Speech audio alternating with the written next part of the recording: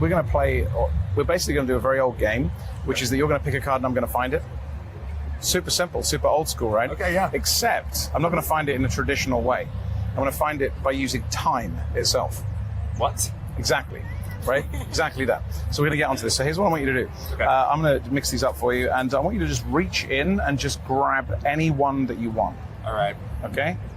That's it, but wait. Before you take it out, so hold on to it. Okay. That's it, but don't let it move, right? I want you to remember, don't look at anything yet, keep it flat. I want you to remember this moment here. Okay. Okay? It's the moment of the selection. I also want you to remember how that feels in the fingertips. That sensation of that card at the fingertips. I want you to remember that moment as well. All right, I am. Great, okay, now have a look. Okay, keep that locked in your head. Got it? Yes, Okay. got it. Nice and easy, simple, okay? Like I said, I'm not going to go through and try and find this. It's not what this is. Okay. It's a good mix-up, okay? Just like that. This is where we do something a bit strange. I'm going to take out maybe, in fact, I might even use this too here. Hopefully that wasn't yours. No, No, it wasn't. good. It wasn't mine. Would you do me a favor? Would you pinch your finger like you did at the beginning where that's it, perfect. So we're going to keep it pinched like this. Okay. So keep that flat.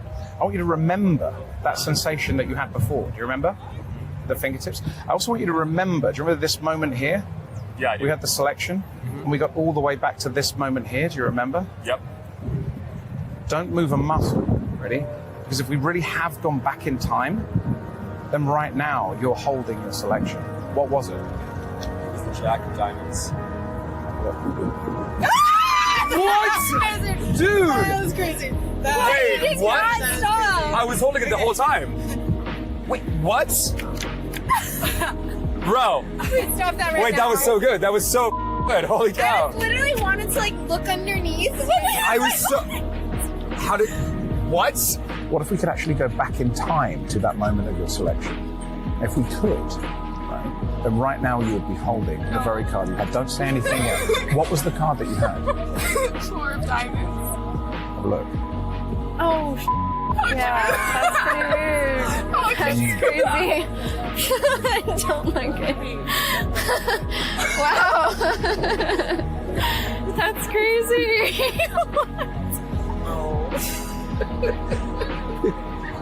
Okay. Like a chicken?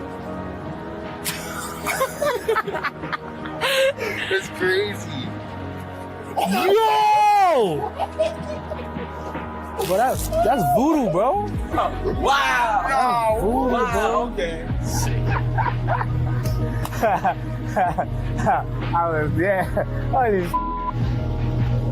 What if right now this isn't memory?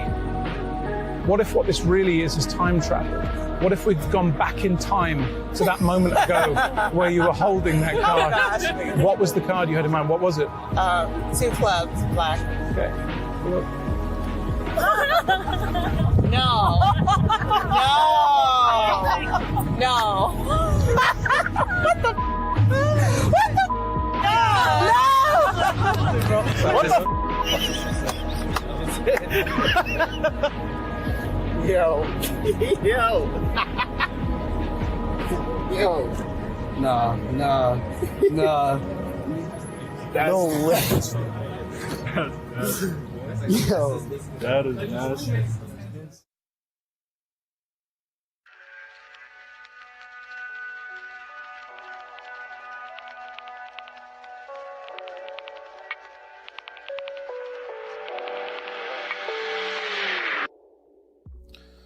Well, hello. Here you are to come and learn the secrets of selected time travel. This is one of my favorite effects. In fact, all of the things on Unreal Card Magic are. I love all of them. But this one is one of the ones I've been doing for a very long time. And I love it for many reasons. It's an extremely interesting version of nothing other than a transformation. A card is transforming. As you'll notice throughout this project, I love the transformation because I think it's an incredibly clear and direct plot. A card is selected, the incorrect one is shown, and then all of a sudden it transforms. It's a very clear and direct effect which can be interpreted in many different ways, which can be handled in many different ways. And this particular way, the selected time travel, is one of my favorites because you rebrand the whole thing as some form of time travel. Now, as you'll know, as I go through these explanations, I like to use a lot of honesty, and so I don't like to necessarily communicate that I really can travel through time, like some kind of Time Lord or a version of Doctor Who. I don't really have that skill or power. So often I'm very upfront. And in the presentation here, I said that, we're going to play a very interesting game. In fact, it's an old game. One of the ones that you may have seen before. You're going to pick a card and I'm going to find it. But I'm not going to find it in the traditional way. I'm going to use time. And that is what I'm doing. I am using time within the nature of the structure of this presentation. I'm not literally telling them that I can travel in time. What I'm doing is creating that as a presentation, and I'm creating a structure that allows them to feel that happening. But really what I'm doing is I'm giving them just enough. I do this with all my hooks, give them just enough to lie to themselves. I don't want to lie to them and give them something to question. Instead, I'm going to give them just enough to lie to themselves. I'll get them to fall in, them to imbue whatever it is they're seeing with whatever interpretation they want.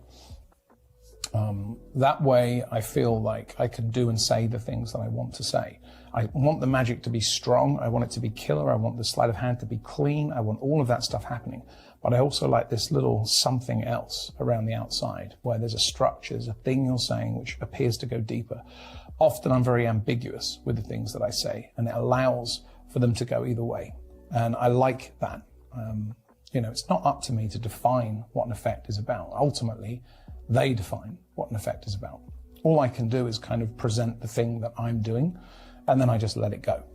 This one, however, is a bit more, I wouldn't say deliberate, but it's a bit more structured, because there's a number of things in place here, like things that they're looking at and seeing that basically really does allow them to feel that they're going back in time. And I really, really love this. So now we'll start. I'll show you what I'm going to do. I start in a very casual way. I'll say, just reach in and just take out any one you want, which I normally do. They go in, they take one out, they have a look at it, remember it, and put it back. That's almost all forms of card tricks. I'm going to start in that way. Now, in this particular one, we don't do it that way. We actually make a moment out of the selection process. So in this case, I'm going to reach forward and say, just reach in and grab any one. And the moment that they do, when they grab one, I say, well, stop. And as a result of that, of me saying stop, they stop and they freeze. And there's very much this, idea of what's going to happen, and everything slows down. And in this moment, when they do that, as soon as they're grabbing the card, what I'm going to do is very slowly is just say, don't move like this. And I slowly, and in here for the sake of explanation, we're going to leave it here on the table and imagine that they're holding it. But I just slowly just pull my hands apart as I say, don't move. And my tone lowers as well. So whatever tone I was initially speaking to them with, when I said, yep, sure, you want to see this, it's a traditional effect, except not found in a traditional way, I'm going to use time, right? So whatever the way in which I've been talking to them in that moment is, in this moment, I'm going to slow down and I'm going to say, well, stop. Don't move. As if this really is important. Now, it is important in the context of this framing, and it's going to make them stop and pay attention. And all of a sudden, they're going to be very much engaged with this process and go, what? Because they don't know what's happening. They just know they've been given some instructions of don't move. And they go, okay, but why? And so it's going to make them really pay attention and remember this moment. So what I do is I get to this point here and I'll say, and just remember this moment like that.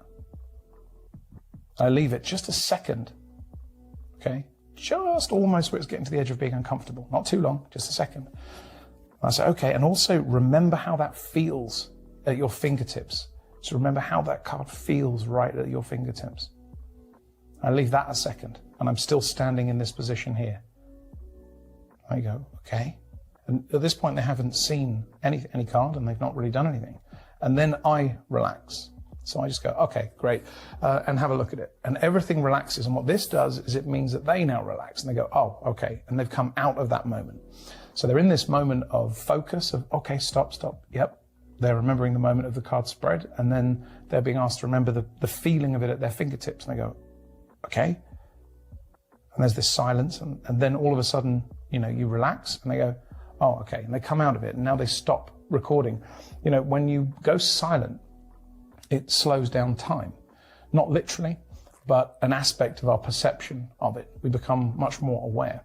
So by being very silent in that moment, or just little edges of that silence being uncomfortable, it causes them to really remember viscerally or kinesthetically. They're really going to remember this moment. They're going to see it visually, they'll remember it, they'll understand what's happening, but they've got this sense of touch involved as well as a visual picture. There's two elements of them being involved and really nothing has happened yet. And so they're here, you relax and they go, okay, and now they look. And this relaxation I'm now going to carry on into the handling of the control. So I'm saying, yep, sure, just place it back wherever. And we talked about this in the technical area. This idea of just doesn't matter, just place it back wherever. The moment's kind of over. The important moment seems to be over. Now, in this moment here, we have a King of Hearts, okay? And this gets placed back. I put these back. And now at this point, really any number of controls are possible. And what I want to do now is select the right control for the right moment. So it may be a pass. It may be a Mahatma shuffle. There's many, many different ways that I could take this. It doesn't really matter. The point is you can feel the relaxation. And once they've placed this back, you do this and you go, okay, great. You can just square up and say, now you have a couple of things in mind. You have like a sensation of a card at the fingertips. You have a visual picture. I want you to keep that. You also have a card locked inside of your head. Okay.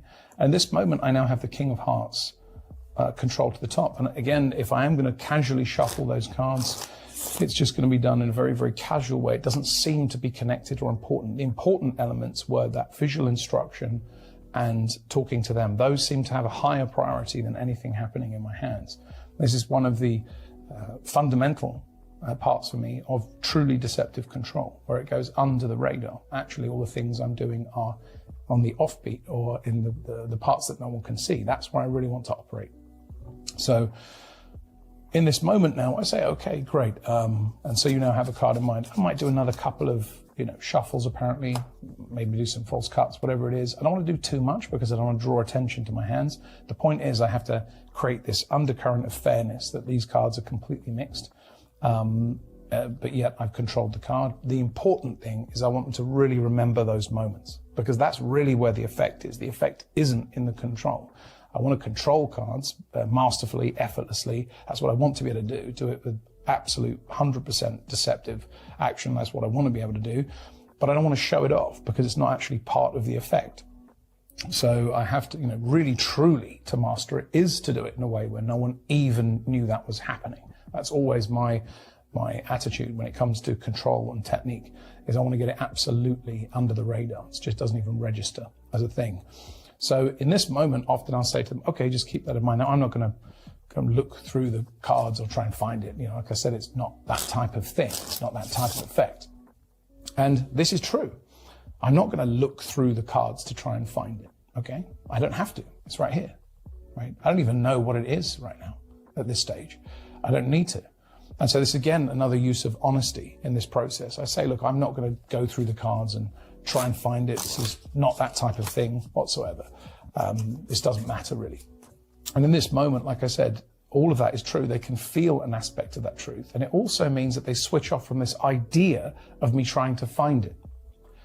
I'm not going to look through and try and find it. I already have access to it. I already know where it is. But in saying that, it kind of switches them off from that idea of always going to try and find it. This is going to set up this surprise of this happening at the end. And I'm also going to be able to build a small amount of suspense or tension in before that surprise.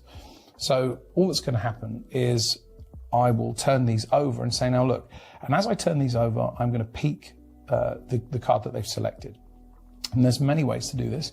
If we look from above, you'll see this. As I turn the cards over, I turn them over sideways like this. I'm just going to pull that card out at the back and I see it's a King of Hearts. Okay, that's one way. So as I turn it over, it just kind of peeks out. The other way is you cannot do that at all. You can just turn them over and you can basically allow the rest of the deck to kind of move off of the hand.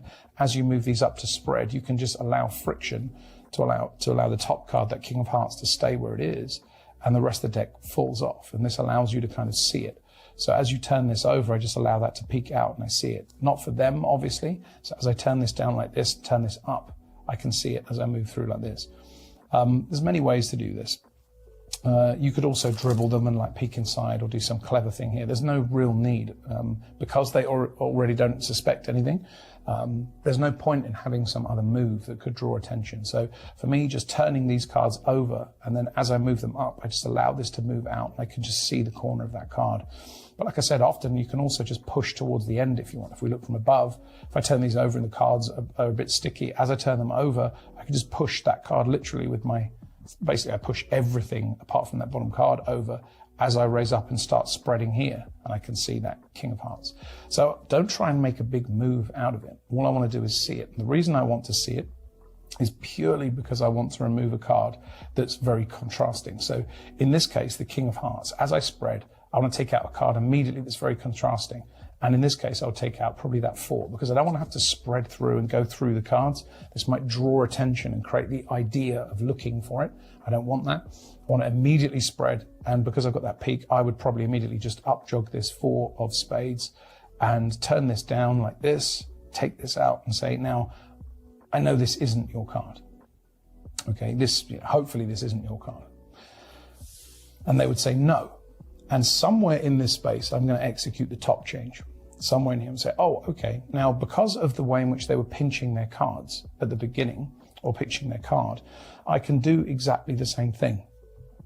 I can say to them, okay, would you pinch your fingers for me, like you did at the beginning? And I hand this forward. And they do. As a result of that, now they come forward, they pinch like this, and I can now put the King of Hearts into their hand. Now, there's a couple of things I'll say with that. When I do the pinching thing, it depends. I do this in different ways. But ultimately, when I say, would you just pinch your fingers like you did at the beginning, I'm actually trying to condition them to bring their thumb up like this. The reason being is that if they hold the card with their thumb on top and their finger below, to turn the card over, they'd have to deliberately turn the hand over to look at it in some way. If your finger is on top and your thumb is below, it's very easy for the card to naturally drift down and you see it, even just casually, even without meaning to. The card can just move down to this position and they might catch a glimpse. Whereas as soon as the thumb is on top, it's hard to do that. They have to intentionally try to look at it. So often when doing the top change in this way, I will say to them, would you just pinch your finger like this? Now this here, we're doing the broken top change. It's a top change kind of technique of mine, where as I come back like this, I put it back for a second. And the reality is that you're creating the impression of going, I'm not going to do the move now. We're going to go, would you just hold your hand out for me? Thank you. That's really what you're creating the impression of. You just say, oh, that's it. Would you just hold your hand? So we're going to use this moment to affect the top change.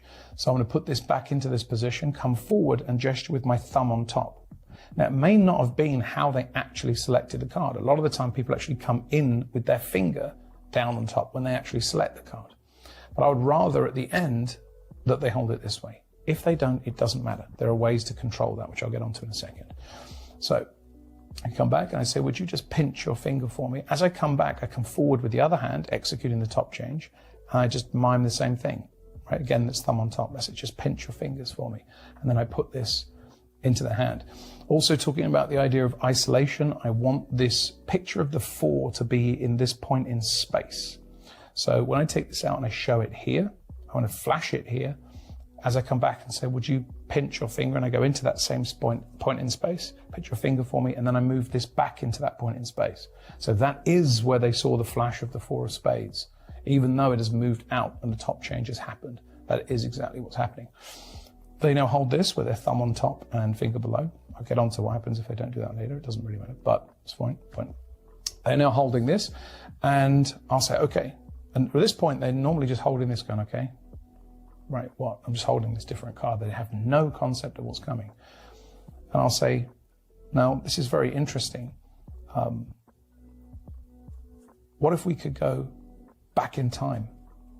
What if we could go back to this moment here? Do you remember this? I'm like, yeah. And what if we could go back to that moment when you had that feeling at your fingertips? I'm like, okay. And they're starting often now to sense what could be happening. And then I'll say, what if this isn't memory? What if this is time travel? What was it? And they say, in this case, the King of Hearts, have a look. And now they turn this over, or they look in their hands, and this is the King of Hearts. Also, with their thumb on top at the end, to turn this over, they're now going to do this, which means everyone else will see. If their finger is on top at the end, they may do this, which means no one else can see. And it means that there's a diffusion of that moment. So just by having the thumb on top, it means it's very likely that no matter which way they turn this, others will see it. These types of details are really important to me. They're the things that you often don't notice or don't see, but yet they're the things that actually make everything flow that much smoother. This took me many years to figure out, just either the thumb on top or the finger on top of a spectator holding a card. There are reasons sometimes as to why I might change those things up, but maybe we'll get into some of those later on in the project. But this idea here at this point is they then just turn this and react. This really feels like a framework for going back in time. But even at the end where I say, what if this isn't memory? What if this is time travel? I'm not saying it is, either way. I'm just really asking the question. I'm really saying, what if? As in, like, wouldn't that be fun if it was? I'm not saying we have. And I do that a lot with most presentations, is I create a space that allows them to fall in. If you have someone that really wants to fall into that for a moment, and just in the context of what we're doing, it feels like time travel, great. And if not, you're dealing with a very rational, smart person who understands that obviously manipulating the laws of time and space for a card trick isn't really a thing that's going to be happening here. It doesn't matter because you haven't actually said that's what you're doing. So often with presentations, I try to do exactly that. I have an interesting hook. I have something that allows me to pull them in. I try and use honesty as much as possible throughout the presentation because I feel it's a really interesting way to be deceptive. And then I try to allow aspects of that hook to kind of come back, and aspects of that gets foreshadowed by the end. I really feel it opens this space where all of a sudden the magic has more depth than it apparently, it seems larger than the sum of its parts. Really, this is just a transformation. Wrong card, right card. Is this your card? No. Boom, there it is. But just the mere structure of it really feels like they're moving through time or something like that's happened. There's a reason why we've put these effects on this set, is because these are really going to mess with people's minds. Now, let me just quickly make a quick note. I was talking about the thing like this. If someone does come forward and I say, just pinch your fingers for me, and they do this, I don't want to say, no, thumb on top, and I don't want to create another moment or a beat. I'll just put it in, right? But what I will do is go up and I'll just lift it for them. And sometimes I'll even just bend their wrist a bit and just go, that's it, just keep it flat. Don't move. And I'll just say something like that. And they'll go, oh, okay.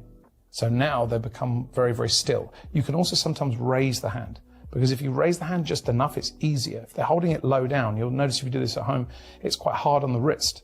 If you hold thumb on top, it's very easy to hold on the wrist. So with the finger on top, it's hard. So they might have to bend. So if you just raise it up a little bit and just bend the wrist a bit, it feels very easy. But most of the time, I just try to get them with their thumb on top. You can just say, put your thumb out, your finger and thumb like this, thumb on top. You can say that. There's many ways. I try not to be so deliberate. It's very interesting for me. I'd rather just have an action that they mimic, and it's what I want, rather than say something too specific. Sometimes you have to, but I'd rather not. I'm always looking to find the most soft and efficient and fluid way of influencing them to do what I want. Yes. And then you have this transformation at the end. So really, the bottom line, to recap very quickly, you have a card selected, you control it to the top, you peek what that is. In this case, I've got a 5 of clubs. I'll look through, I'll take out one immediately, like this. I ask them to pinch their finger for me. I do like this, they hold on to that. We then go back in time, they see this moment, they remember that sensation, and they turn. There are different ways I used to handle this. I used to have someone actually holding it in the deck to remove it. Now, if anyone's in the family, they will see the way in which I handle that in the family. Now I actually get them to hold it and have it separate, because it really creates that really distinct disconnect from the deck. There's no sense of sleight of hand taking place. I'm just opening my hands like this and saying, do you remember this moment? Do you remember that sensation at the fingertips? Right? Well, what if this wasn't memory? What if this was something else? What if we've gone back in time? What was your card? They say, then have a look. You know, that really is a very, very simple set of things. And the goal, like most of the things that I do, is I'm trying to find the right ways to time the techniques, to time those moments and pull them into an effect. That's what the art is to me. Or at least that's what the craft is. That's what the craft is. The art is what they experience. And to me, if I can get them to get into that space, I'm seeing manifested the thing that I wanted to create. And I love that. And the fact that we can mess with minds, with base objects and create those impressions is a wonderful thing. And this particular structure is one that has just never failed me. Trust me, if you put this together in the right way, you will have something that will start truly blowing people's minds. Selected time travel. Oh, enjoy.